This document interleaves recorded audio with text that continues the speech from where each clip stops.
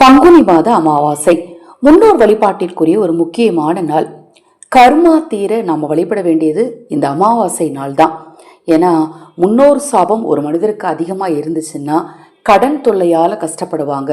அடுத்தது குடும்ப வாழ்க்கையில் நிம்மதி இருக்காது, புத்திர சோகம் உண்டாகும். இதை மாதிரி நிறைய விஷயங்கள் சொல்லலாம். இது எல்லாம் இல்லாமல் ஒரு சந்தோஷமான மகிழ்ச்சியான வாழ்க்கை வாழணும் அப்படின்னா ஒவ்வொரு அமாவாசை தோறுமே முன்னோர் வழிபாடு ரொம்ப முக்கியம். இந்த பங்குனி அமாவாசை நாள் நாளை தினம், அதாவது 18/3/2026 பங்குனி 4 புதன்கிழமையில அமாவாசை. இந்த அமாவாசை நாளில் நீங்கள் செய்ய வேண்டிய ஒவ்வொரு சூட்சமத்தையும் தனித்தனி பதிவுகளாக பதிவு செய்கிறேன். அதில் எது உங்களுக்கு சாத்தியமோ, எதன் மேல் உங்களுக்கு விருப்பம் இருக்கோ அதை தவறாமல் செய்யுங்க. நம்ம சேனலில் நான் போடக்கூடிய பதிவுகளில் உங்களுக்கு சந்தேகம் இருந்தாலும், பூஜை பொருட்கள் உங்களுக்கு தேவைப்பட்டாலும், அக்ஷயபாத்திரம் உணவளிக்கும் திட்டத்தின் மூலம் பங்குனி அமாவாசை நாளில் ஆதரவற்றவர்களுக்கு உணவளிக்க விரும்பினாலும், உங்கள் தனிப்பட்ட பிரச்சனைகளுக்கு பிரத்யேகமாக பரிகாரங்கள் செய்து கொள்ள விரும்பினாலும் 9344692042 இந்த வாட்ஸ்அப் எண்ணிற்கு தொடர்பு கொள்ளுங்க. அமாவாசை நாளில் தனிப்பட்ட பிரச்சனைகளுக்கு பரிகார பூஜைகளும் செய்து கொடுக்கப்படும். மேலும் தகவலுக்கு வாட்ஸ்அப் பண்ணுங்க. இந்த நாள் அதிலும் ஒரு சிலர் பார்த்தீங்கன்னா சூழ்நிலை நிமித்தமாக அமாவாசைனால தர்ப்பணம் கொடுக்க முடியாமல் போயிருக்கலாம், இல்லை வருடாந்திர தவசம் கொடுக்க முடியாமல் போயிருக்கலாம்.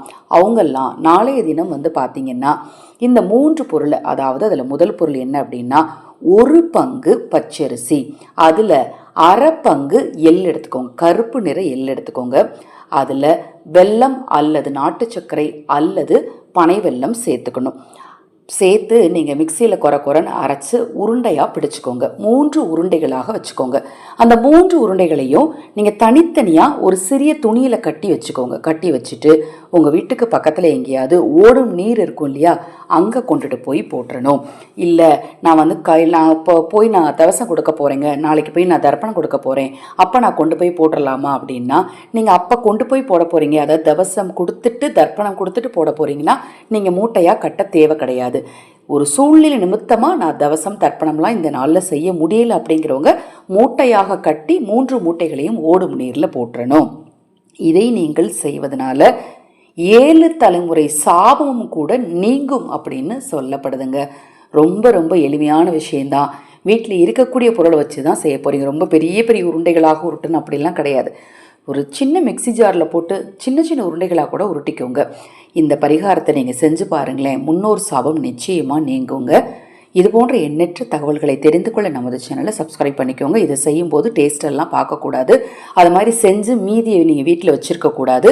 கொண்டுட்டு போய் ஓடுற தண்ணீரில் போட்டுறணும். கரெக்டாக அந்த அளவுக்கு நீங்கள் எடுத்து மூட்டை கட்டி வச்சுக்கோங்க. ஹரஹர சங்கர ஜெய ஜெயசங்கர. மகாபெரிவா திருவடி பாதம் சரணம் சரணம். நல்லதே நடக்கட்டும்.